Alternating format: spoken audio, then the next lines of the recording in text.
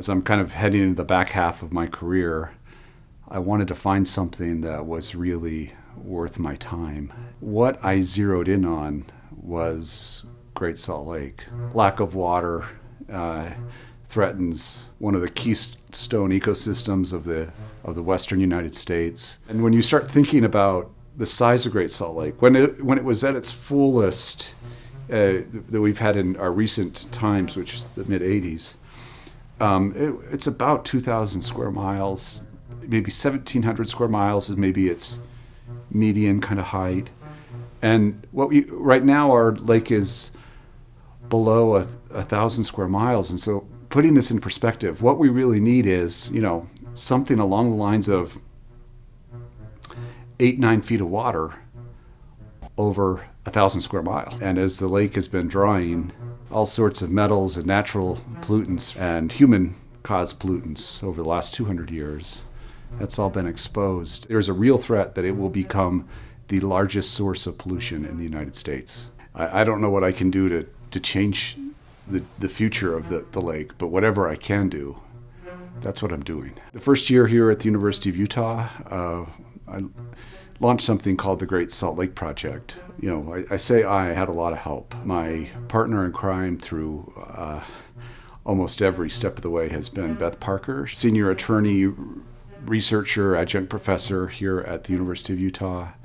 And Beth and I just started reaching out to policymakers. What information could we provide that would make a difference in real time to policymakers, practical advice that's actionable, that could lead to more water in the lake? How do you save Great Salt Lake? I'll give you a really simple recipe, just add water.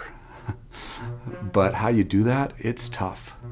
You're not asking for legal changes, you're asking for political change, you're asking for social change. Most of the water is consumed by agricultural users, and that's true.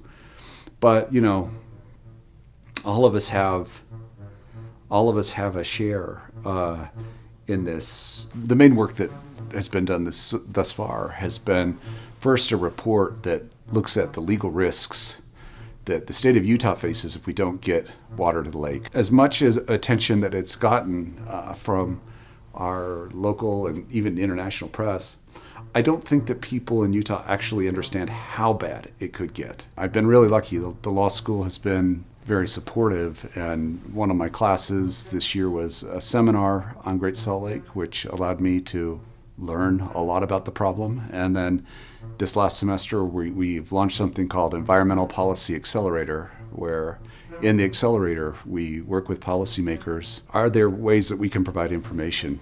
We meaning the students and the professors. Is there something that we can do that could help accelerate the pace of decision making? And it's really just been such a blast.